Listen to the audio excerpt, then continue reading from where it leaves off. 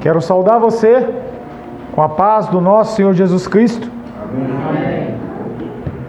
Grande é o Senhor e muito digno de louvor, na cidade do nosso Deus, seu santo monte. A alegria de toda a terra. Grande é o Senhor em quem nós temos a vitória e que nos ajuda contra o inimigo. Por isso diante dele nos prostramos.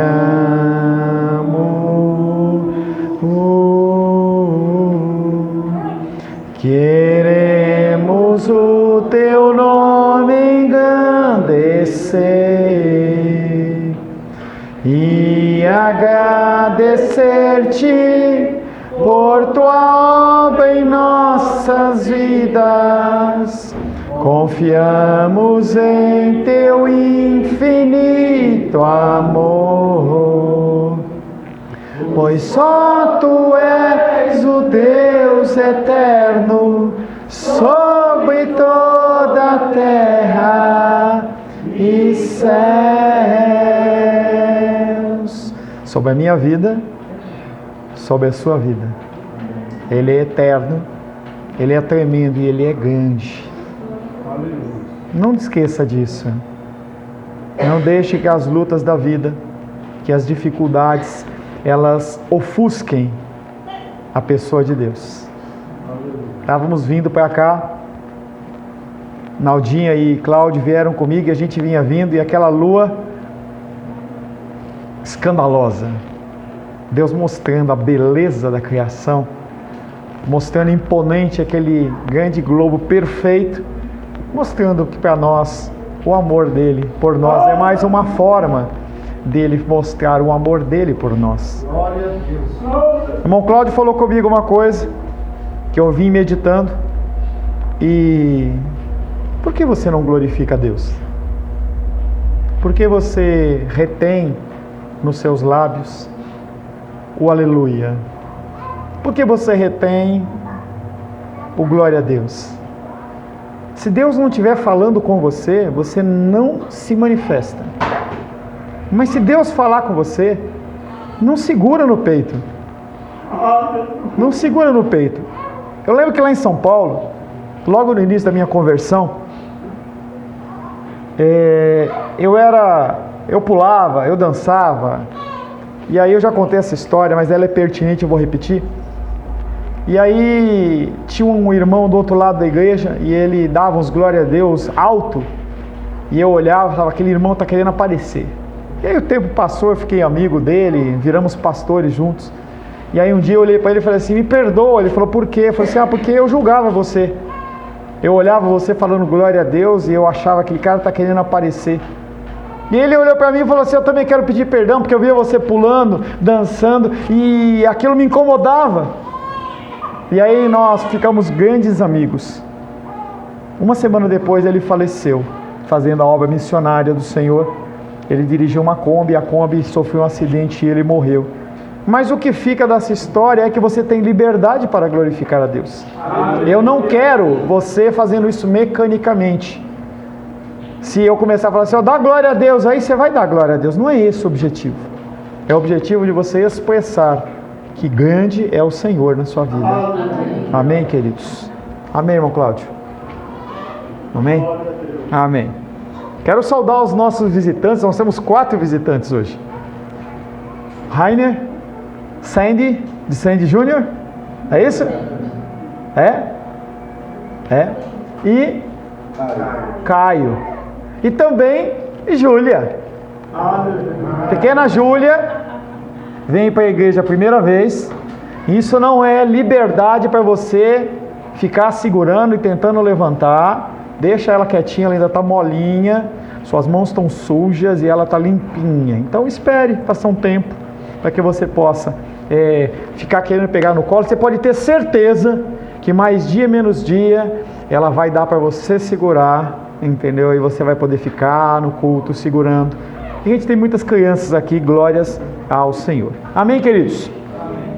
Em nosso último encontro estivemos meditando sobre o tema o reino de Jesus. Castelos e fortalezas simbolizam bem um reino. Quando você pensa em reino, você pensa em castelo, você pensa em fortaleza. Alguém assentado no trono, tomando decisões muitas vezes arbitrárias, preocupado em aumentar o seu reino, ou talvez pelo menos manter o seu poder. Roupas majestosas, jantares refinados, belos bailes. É a visão que nós temos de reino. Como pensar no reino de Jesus, sendo que nós temos estas referências? O verso que ficou da semana passada, de João 18:36, que diz o seguinte: respondeu Jesus, o meu reino não é desse mundo. Ou seja, a sua vida não é primaz neste mundo. Jesus está afirmando que o reino dele não é aqui. Se o meu reino fosse desse mundo, os meus súditos teriam combatido para que eu não fosse entregue aos judeus. Entretanto, o meu reino não é daqui. Ele vem novamente falando para você: o reino dele não é aqui. O reino dele é nos céus. Os valores do reino divino não podem ser medidos segundo a ótica humana. Dentro do reino de Deus, se você retém a sua vida, você perde ela. Amar não significa receber, e sim dar. O rei não veio para trazer paz, mas ele veio para trazer espada e divisão. A conquista desse reino não se dá pela violência. As nossas armas não são carnais. As nossas armas, elas são espirituais e poderosas neste reino, e não no reino natural. Qualquer tentativa de se tentar entender o funcionamento desse reino sem a ação do Espírito Santo é perda de tempo. E você pode ler as Escrituras, você pode decorar as Escrituras, mas se você não tiver o entendimento do Espírito Santo, você está perdendo o seu tempo. Apesar da nossa debilidade, o reino de Deus, ele é real e não terá fim. O nosso reino não tem fim. O reino com Cristo não tem fim. Hoje Shirley me perguntava: a eternidade é algo circular? Ela vai e começa, e de novo e começa? Ou é uma linha reta? É uma linha reta. Ela começa e ela não tem fim. Quando ela começou? Quando ela vai acabar? Não sei. Mas nós estamos inseridos nessa eternidade. Aleluia. Que o Senhor conserve os nossos olhos na cruz. Não essa. É essa de madeira. Essa não tem sentido. Isso aqui é ornamental. Eu tenho uma pendurada aqui no peito, é ornamental. A cruz que nós temos que olhar com os nossos olhos é uma cruz espiritual, com a qual Cristo morreu por mim e morreu por você. Aleluia. Que nós possamos ser encontrados naquele dia como servos bons e fiéis. Qual a meta que você deve ter na sua vida? Trabalhe? Sim. Tenha lazer? Sim. Estude? Sim. Mas qual a meta principal? Mateus capítulo 25, 21. Você ouvir, não precisa abrir não. Fica aqui. A meta sua tem que ser Mateus 25, 21. No dia do juízo, Deus olhar para você e olhar e falar assim: muito bem, servo bom e fiel, foste fiel no pouco, sobre o muito te colocarei. Entra no gozo do seu Senhor. Isso tem que ser a sua meta.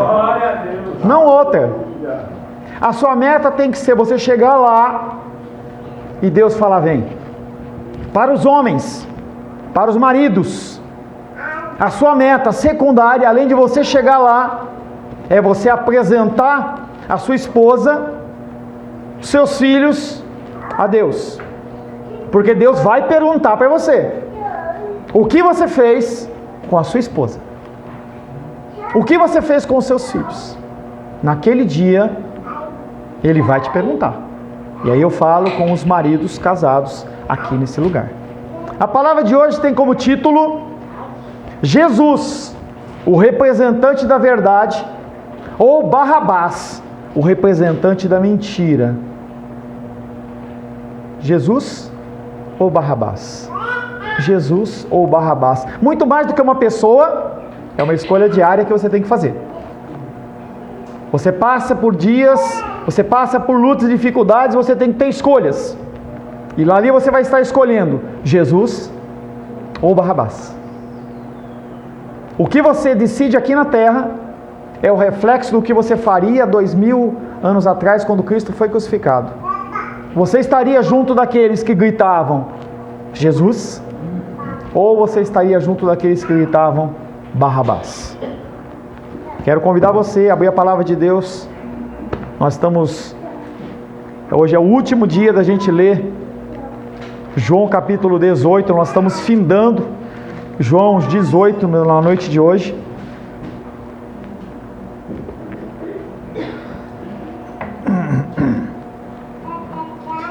Nós vamos ler Evangelho de João, capítulo 18, do verso 36 em diante. Evangelho de João, capítulo 18, versos 36 em diante. Assim diz a palavra de Deus. Evangelho de João, capítulo 18, versos 36 em diante.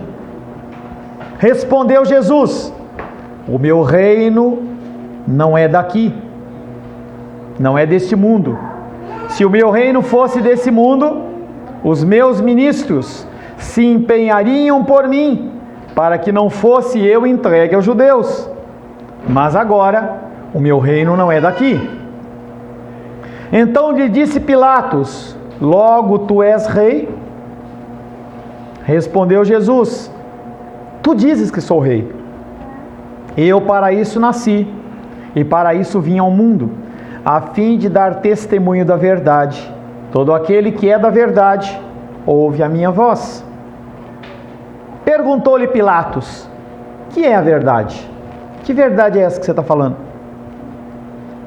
Tendo dito isso, voltou aos judeus e lhes disse: eu não acho nele crime algum.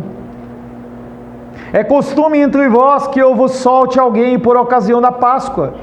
Quereis, pois, que vos solte o rei dos judeus? Então gritaram todos novamente: não este, mas Barrabás. Ora, Barrabás era salteador. Mantenha o Evangelho de João aberto. As referências de João que eu falar, fica mais fácil de você localizar. As referências que não são de João, eu vou ler sozinho, para a gente não perder tempo. Senhor, em nome de Jesus, te agradecemos por mais esse dia, pelo teu amor e a tua graça. Te agradeço, Pai querido, porque vários domingos nós expomos João 18, e nós estamos aqui, Pai querido, na última exposição de João 18, para que possamos, Pai, na semana que vem, segundo a tua graça e misericórdia, entrarmos em João 19, e cada vez mais nos aproximar, Pai, da crucificação do nosso Rei, do nosso Senhor. Queremos, Pai, abrir o nosso coração para ouvir a tua voz. Que o teu espírito de entendimento seja sobre as nossas vidas, quebrando barreiras, quebrando pressupostos, entendimentos humanos, que nós possamos nos despojar de tudo e ouvir a tua voz. Humildemente, Pai, peço que o Senhor me utilize nesta noite como instrumento da tua vontade. Não há capacitação, não há merecimento, não há, Pai querido, dignidade suficiente sobre a minha vida para estar aqui à frente dos meus irmãos e irmãs. Mas eu peço, Pai querido, que o Senhor possa, através da minha vida, trazer um recado santo aos nossos corações, em nome de Jesus. Amém. Jesus, o representante da verdade, ou Barrabás, o representante da mentira. Jesus agora explica a natureza do seu messianismo. Ele é Messias como? Tema que foi sendo apresentado ao longo da narração e que deu lugar a dúvidas e enganos por parte dos discípulos e por parte dos judeus. As pessoas, elas tinham dúvidas. As pessoas ouviam Cristo falar e tinham dúvidas. Jesus condena todo uso de violência como pertencente à antiga ordem, que foi o que aconteceu em João capítulo 18, início, em que Pedro puxa a espada e Jesus Cristo fala: não é assim. Quem pela espada vive, pela espada vai morrer. Para realizar a sua obra, ele não se apoia na força. Ele não te atrai na força. Ele não te atrai com o domínio. Ele não tem guardas. Jesus não tem empregados. Os que o seguem, o fazem livremente. Você tem que servir ao Senhor com interesse de coração, com o seu coração desejoso de alcançar e de glorificar a Deus. Você não pode vir à casa do Senhor por obrigação. Por mais que muitas vezes a gente saia amarrado e arrastado, nós temos que nutrir no nosso coração essa alegria e este desejo. O Messias que Deus oferece a Israel cumprirá as promessas de modo muito diferente do que o imaginado pelos judeus da época, e talvez do que você espere. Você quer um Jesus que te dê grana, que te dê uma vida emocional regalada, saúde, mas talvez esse Jesus não seja isso que Ele vai te dar. Talvez Ele te traga lutas e dificuldades, apenas por implantar o caráter dEle no seu coração. Porque quando Ele faz isso, as pessoas ficam incomodadas. Jesus não ocupará o trono eliminando com o seu poder a liberdade dos seus súditos, mas lhes oferecerá a sua vida para fazê-los livres, e foi isso que Ele fez. Ele veio, glorificou o Pai através do cumprimento das Escrituras, e a morte dele te traz vida. Para isso Ele veio. Ele não veio para te dar casa própria. Você quer casa própria? Trabalhe. Mas não trabalhe até desfalecer. Trabalhe o suficiente. Hoje estava conversando com o André, ele usou uma frase que tem que fazer parte da sua vida. Eu tenho essa opção que é muito, eu ganho muito, mas ocupa muito meu tempo. Eu não tenho tempo com a família, eu não tenho tempo para o Senhor. E eu tenho uma opção aqui, que é uma opção saudável, que satisfaz as minhas necessidades. Não opte por essa, opte por essa. Porque a sua meta tem que ser encontrado no dia do Senhor como agradável. O primeiro versículo que nós vamos meditar é João 18:37, que diz, acompanha aí, João 18:37. Então lhe disse Pilatos: Tu és rei? Respondeu Jesus: Tu dizes que eu sou o rei. E aí eu encontrei uma versão da Bíblia que ela responde de uma maneira diferente. Ele fala: Tu dizes, vírgula, eu sou o rei. Em que Jesus Cristo atesta aquilo que Pilatos está fazendo. Que dentro dessa versão que é a comum, parece que não. Tu dizes que eu sou o rei. Parece que Jesus está tirando a responsabilidade dele. Eu nasci e vim ao mundo para dar testemunho da verdade. Todo aquele que é nascido da verdade ouve a minha voz. E essa declaração de Jesus causa estranheza. Glória a Deus. A Pilatos, quando ouve Jesus falar isso, ele acha que estranho isso. Esse homem, ele está para morrer, eu tenho a possibilidade de soltar ele, e ele está me dando esse tipo de resposta. Ele não pode compreender um rei que se declara como rei e que ao mesmo tempo não usa de força para defender o seu reino.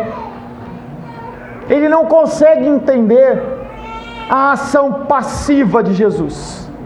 Ele não consegue entender Jesus Cristo sereno na possibilidade de morrer na cruz. E aí ele pensa: vou ter que investigar melhor o que esse cara está fazendo. O que ele pensa? Ele não consegue entender o agir de Jesus. Zacarias 4:6, não precisa abrir. Esta é a palavra do Senhor a Zorobabel, não por força, nem por poder, ou nem por violência, mas pelo meu Espírito, diz o Senhor dos Exércitos. No começo eu comecei a falar para você que você tem que glorificar mais, mas eu posso falar 1000 vezes isso. Se o Espírito Santo não te convencer, ou você vai fazer de maneira mecânica e não tem valor nenhum, ou então você não vai fazer. Eu não estou aqui para entretê-lo, eu estou aqui para instruí-lo. O diálogo: tu és rei, de um lado, por Pilatos, e a resposta de Jesus: tu dizes, leva Jesus a explicar a natureza peculiar do seu reino. Pilatos, você não entendeu? Eu vou te explicar. Eu vou te explicar o que é o meu reino. Ele nasceu para ser rei, e para isso ele veio ao mundo, referindo-se à encarnação dele. O reinado de Cristo começa quando Ele se encarna. Quando Ele, como Deus, Ele passa a ser homem.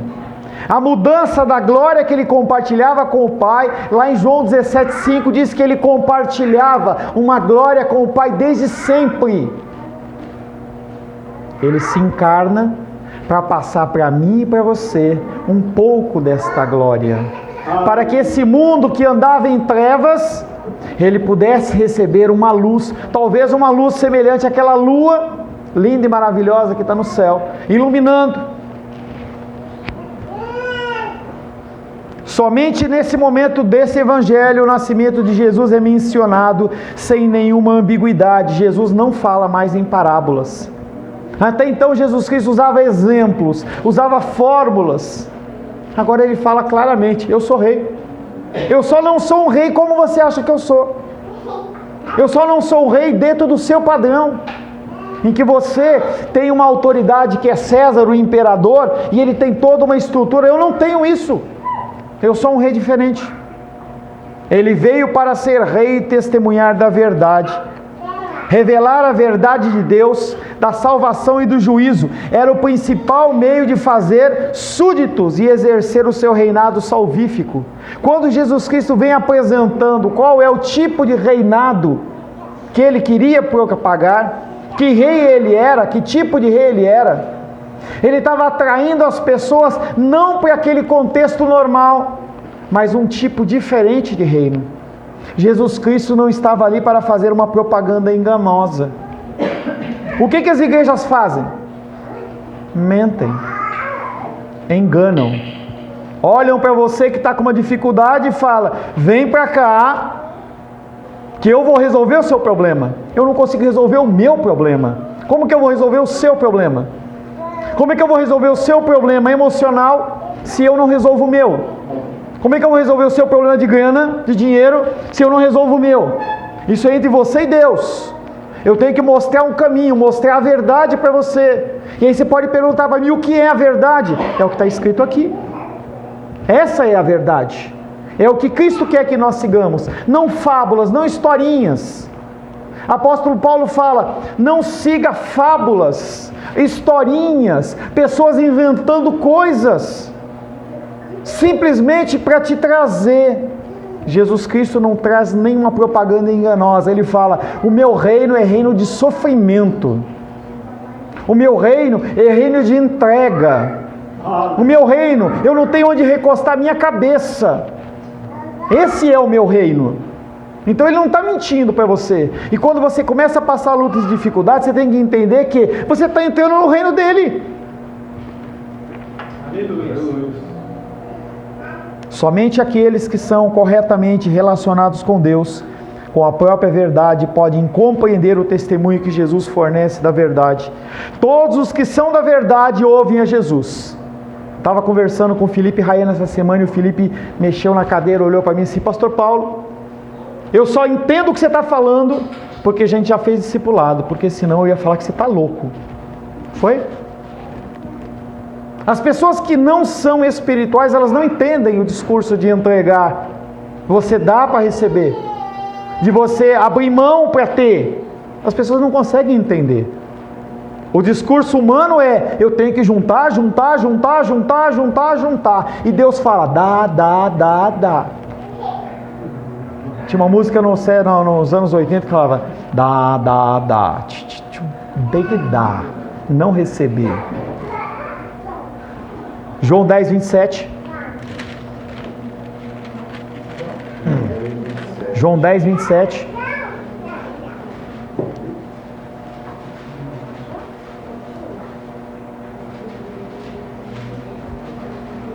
As minhas ovelhas ouvem a minha voz.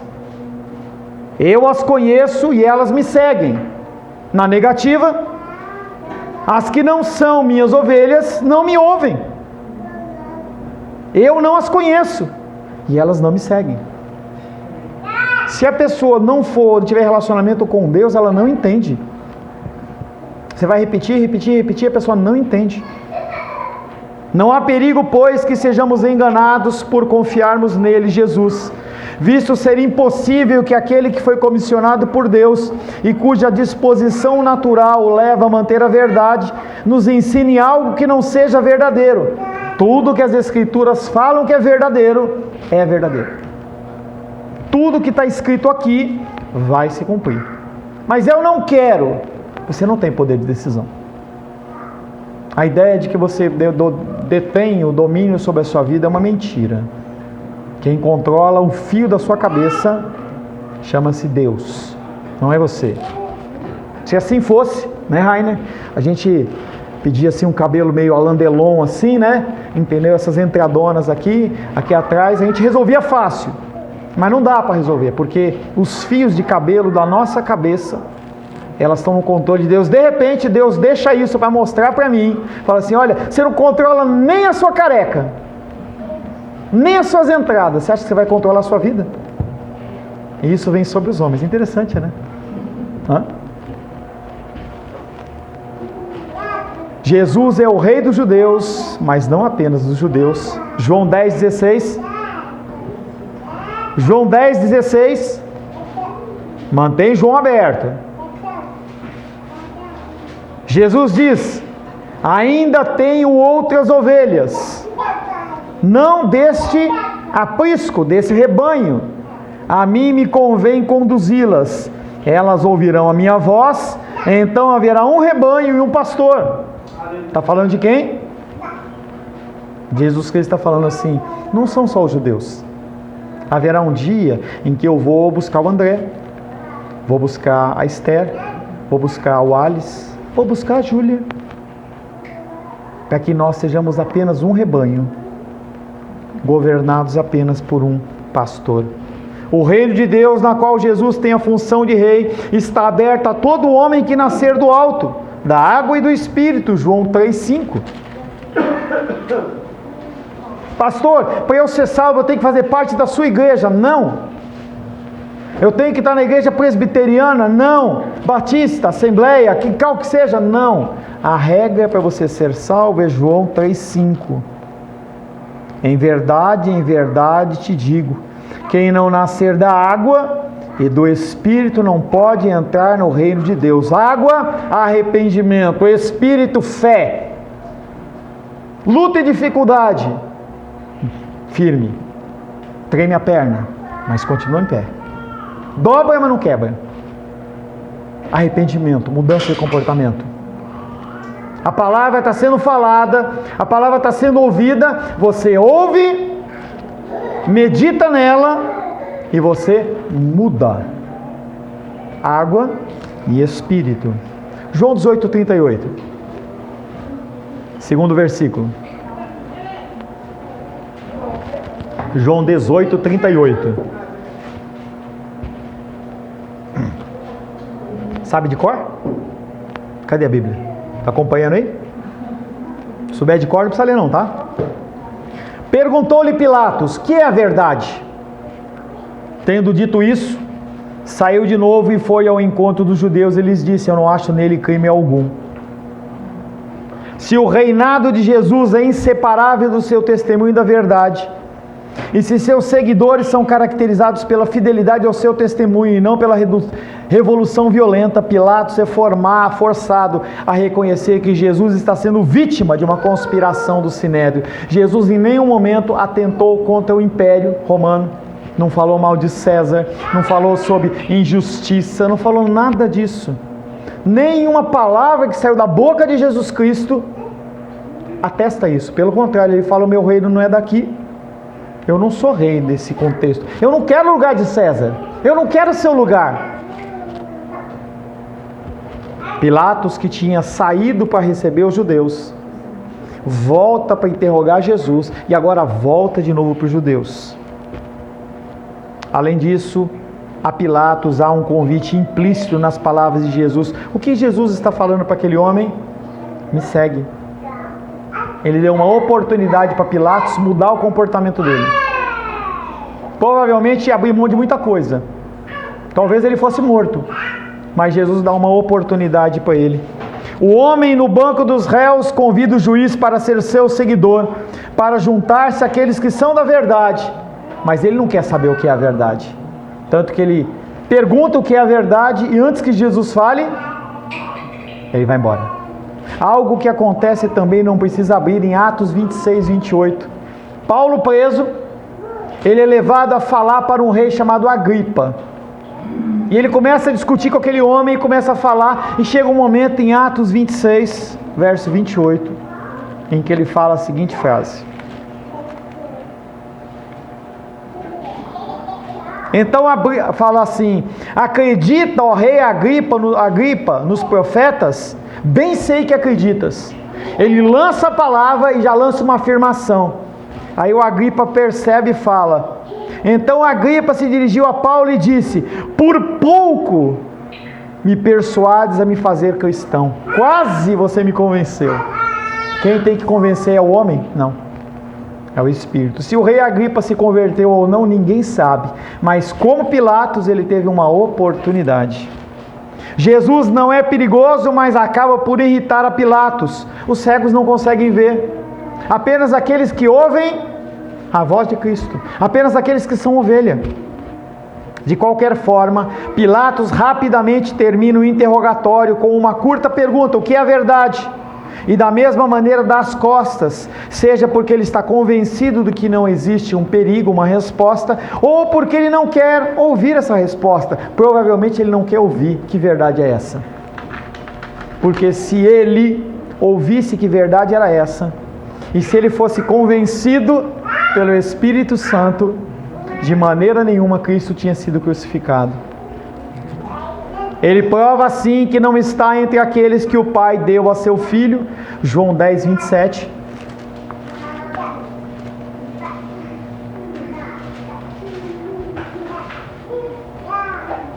De novo, pastor, de novo. João 10, 27. As minhas ovelhas ouvem a minha voz, eu as conheço e elas me seguem. Pilatos, ao não dar vazão, ao não dar ouvidos ao que Jesus estava falando, ele diz: não sou ovelha, não sou ovelha. Pilatos então dá o seu veredito aos judeus, não acho nele motivo algum de acusação. Ele mostra que entendeu a resposta que Jesus deu, e muito bem. Ele não é ignorante, ele entendeu o que Jesus falou. É por isso que ele vem lá e fala assim: ó, que esse homem está falando é um reinado espiritual, não é um reinado terreno. Ele entendeu. Sou um rei, mas não num sentido político. Sou um rei que não pode pôr em perigo o império, foi isso que ele entendeu. Como juiz, declara Jesus inocente. Jesus não é um malfeitor. João 18:30. O que os judeus falaram de Jesus? João 18:30. Se este não fosse malfeitor, não o entregaríamos.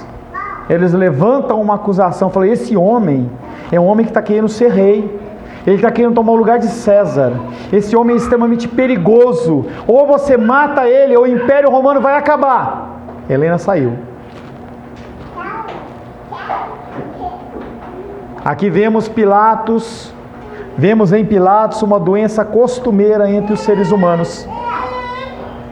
Ainda que estejamos bem conscientes da nossa ignorância, contudo há poucos que se dispõem a confessá-la. E a consequência é que a maioria dos homens rejeita a verdadeira doutrina porque não querem confessar os seus pecados. Eu prefiro manter o meu status, ninguém saber, do que a pessoa encontrar em mim pecado. Estava conversando com uma pessoa, respeito o que ocorre na igreja da pessoa, não concordo em que na igreja não pode tomar Santa Ceia quem está em pecado. Eu já expliquei isso para vocês. E eu sou o primeiro que tem mais pecado do que todos aqui. Se fosse assim, eu não teria direito a tomar pecado. E aí essa pessoa falou assim: eu não vou tomar Santa Ceia porque eu não estou me sentindo bem. E eu falei para ela assim: você está errada. Você está errada. Porque se você não tem comunhão com o corpo e com o sangue de Cristo, como que você vai se arrepender dos seus pecados? Você vai se arrepender por sua conta? Pela sua força? Ainda que estejamos bem conscientes da nossa ignorância, contudo há poucos que se dispõem a confessá-la. Eu estou em pecado. mas mesmo assim eu vou tomar a Santa Ceia. João 18:39. Pilatos, depois de ouvir, questionar Jesus o que é a verdade, sair perante os judeus, declarar que não viu pecado algum, ele olha para aqueles judeus e diz o seguinte, João 18:39, é costume entre vós que eu vos solte um preso por ocasião da Páscoa. Quereis, pois, que vos solte ao rei dos judeus? A pergunta é, aonde está Barrabás? Ele não falou nada de Barrabás aqui. Ninguém falou nada de Barrabás. Fica parecendo que Pilatos, quando a gente vê os filmes, parece que Pilatos colocou um do lado e outro do outro. Jesus Cristo lá com a cruz, todo sangrando, e Pilatos ali, com aquelas roupas rasgadas, cara de mal, dente sujo. Pilatos não está nesse contexto. Eles sabem que Pilatos está preso, mas aqui ele não fala, ele só fala, vocês querem que eu solte? Porque havia um costume naquela época. O costume era, como a Páscoa simboliza a libertação do povo, em especial do Egito, então essa libertação, eles refletiam em fazer o quê? Pegavam uma pessoa que era um ladrão, que era um malfeitor, uma pessoa de alta periculosidade, pode pegar a cadeira também e colocar ali, não tem problema não, tá? Pegavam uma pessoa de alta periculosidade e falava assim, vamos soltar ele. Era um jeito deles agradarem. Se Pilatos tivesse sido marcado pela integridade, seu veredito teria encerrado o caso. Jesus seria liberto e as autoridades judaicas mandadas embora. Para ajudar os judeus a salvar as aparências ou salvar a sua própria pele, porque ele já tinha sido ameaçado, ele propôs libertar Jesus de acordo com o costume da época do ano. Querem que eu solte o rei dos judeus? Mesmo que ele quisesse soltar, essa prática não é uma prática que é cristã, que é bíblica. Porque Provérbios 17:15 condena soltar uma pessoa que é acusada e é culpada sem a punição. O que aqueles homens estavam fazendo, aquela invenção, como se Deus achasse bom, como se Deus achasse agradável, é invenção do homem. E isso é importante para a gente entender, que nós não somos chamados a inventar nada no reino de Deus. Está tudo pronto, a regra está lá, não é para você colocar um temperinho a mais, nem inventar moda nenhuma. Porque se você fizer assim, você está no mínimo maculando o que Deus deixou como ordenança. Nós temos ordenanças que foram deixadas pelo próprio Deus.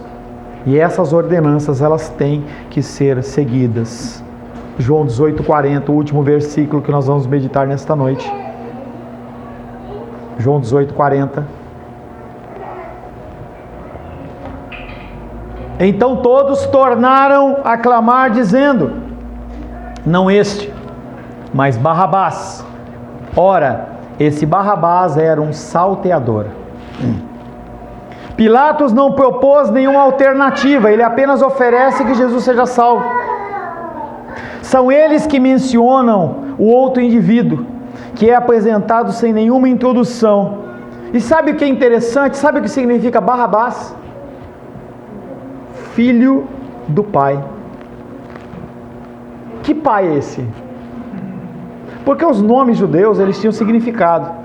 Não é que nem, eu vou escolher o nome do meu filho, eu vi um filme, eu vi uma novela, eu vi um noticiário, eu achei legal um corredor, um jogador de futebol.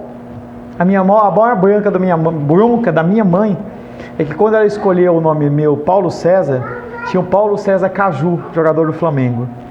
Aí as pessoas olhavam assim, foi por isso que você colocou? Você é flamenguista? E ela, não sou, e ela ficava brava. Os nomes tinham significado. Barrabás significa filho do pai. Que pai é esse? João 8:44. Filho de Deus aqui não é. João 8:44.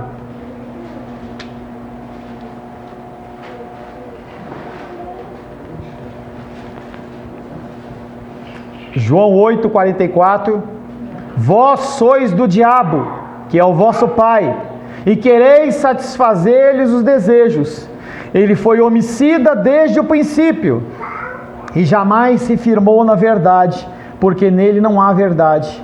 Quando ele profere mentira, fala do que ele é próprio, porque é mentiroso e pai da mentira. O que Barrabás é? Filho do diabo, um filho do diabo.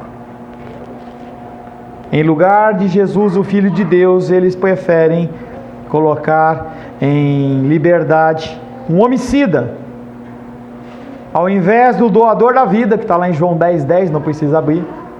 Eles preferem aquele que é um assassino. Todos os 4 evangelhos nos contam um pouco de Barrabás. Ele era um salteador, ele não era um ladrão. Ninguém era crucificado por ser ladrão. Uma pessoa para ter uma pena da cruz, ele era no mínimo uma pessoa com crime hediondo. Por exemplo, assassinato e outras coisas. Barrabás, ele era um salteador. Não era apenas um bandido, mas segundo a ótica romana, ele era um terrorista, porque ele atentava contra o Império Romano.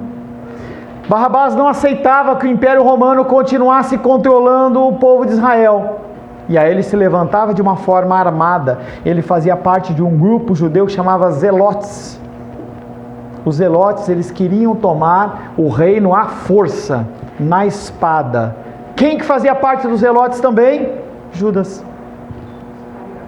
Por que Judas Iscariotes, obrigado, por que Judas Iscariotes, ele não aceita essa messianidade de Jesus com esse reino de paz? Porque ele era de violência, ele era um zelote, ele não aceitava aquilo que estava acontecendo, e ele aderiu a Jesus Cristo falando assim: agora eu estou vendo, esse homem está ressuscitando mortos, ele está multiplicando pães, a gente vai fácil convencer as pessoas a se insurgirem contra o Império Romano. Quando ele viu que não era bem assim, o que ele faz? Ele desiste de Jesus.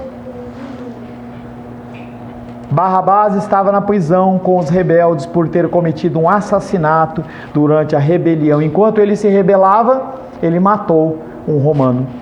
Marcos 15:7 diz: havia um homem chamado Barrabás, preso com amotinadores, os quais em um tumulto havia cometido homicídio.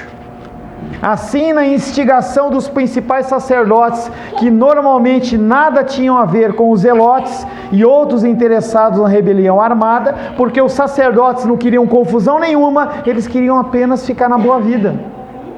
O romano está mantendo eu ficar no meu lugar? Está ótimo, está perfeito. A figura de Barrabás, o bandido, simboliza nesse texto a violência da qual a instituição judaica é instrumento. A liberdade de Jesus põe em perigo a instituição religiosa muito mais do que o Império Romano. Ele é o rei que não se apoia na força que vem dar vida ao, mas que vem dar vida ao homem. O sistema opressor vê nisso sua própria ruína e confirma o seu caminho de violência, apoiando-se àquele que havia posto em liberdade. O sistema não aceita cristãos verdadeiros. Se você se colocar como um cristão verdadeiro, o sistema ele vai te expulsar. Mateus capítulo 5, ele começa a falar sobre o Sermão do Monte. E ele começa falando: bem-aventurados os humildes, bem-aventurados os pacificadores. E ele vai construindo. Quando você chega numa posição de semelhança ao Filho de Deus, você não está com a casa própria, você não está rico, você não está cheio de saúde, você não está tudo certo. Você começa a ser perseguido. Bem-aventurados os perseguidos. Lembra da nossa última conversa, Larissa? E Larissa olhava para mim e falava assim: mas pastor, eu falei assim, mas a Bíblia está falando isso. Eu gostaria muito. Hoje eu estava orando ao Senhor. Nós estamos passando uma dificuldade lá com a Caesb, em que a nossa conta de 100 metros cúbicos, ela está de 10 metros cúbicos, ela pulou para 30. E eu, em vez de pagar em torno de R$100, está vindo a conta de R$250. E a gente põe caça-vazamento e orava a Deus, fala assim: Deus, resolve isso. E meu coração só vinha aquela palavra: tenta fazer o seu máximo e continua caminhando, continua caminhando, continua caminhando. Se está acontecendo isso porque eu sou cristão ou não, não sei. Mas a palavra de Deus, ela é clara. Aqueles que se colocam como cristãos, eles são perseguidos. Se você, como jovem, quiser manter uma sanidade, digamos assim, sexual, ou uma pureza sexual, as pessoas vão olhar para você e falar assim: você é velho, você é uma pessoa que não entende nada, os tempos são novos, você tem que viver sua vida, você tem que ser feliz, levantar sua autoestima, e a palavra de Deus não fala nada disso. E por que as pessoas sofrem? Porque elas vivem na contramão da palavra de Deus. O que eu digo para você, o sofrimento ele é real. Eu não tenho uma palavra de conforto para você nesta vida. Pode ser que Deus alivie o seu sofrimento. Pode ser que Ele resolva os seus problemas. Mas uma coisa eu te garanto: se você se manter fiel nos caminhos do Senhor, haverá um tempo em que não haverá pranto, nem choro, nem ranger de dentes. E essa tem que ser a minha meta e a sua meta. Pastor, como lidar com as situações do dia a dia? Lide da melhor maneira possível. Tente ser o mais fiel às Escrituras. E o resto deixa na mão do Senhor, porque Ele fala que Ele é aquele que vinga. E Ele não vai permitir que nenhuma tentação, nenhuma luta seja grande o suficiente sobre a sua vida que você chegue ao ponto de abandoná-lo. Ele cria uma saída, Ele dá alguma saída, alguma forma de você poder se livrar dessa dificuldade. Amém, queridos? Senhor, em nome de Jesus, agradecemos a Ti pelo fim da ministração do Evangelho de João, capítulo 18. Por vários domingos, Pai querido, nós trabalhamos nesse texto. E nós, Pai, podemos ser confrontados no nosso jeito de ser. Nós Te agradecemos porque o Senhor tem nos mantido, Pai. Apesar, Pai, das lutas e dificuldades, apesar dos atrasos, apesar das dificuldades, o Senhor continua nos dando a força necessária para a gente continuar lutando.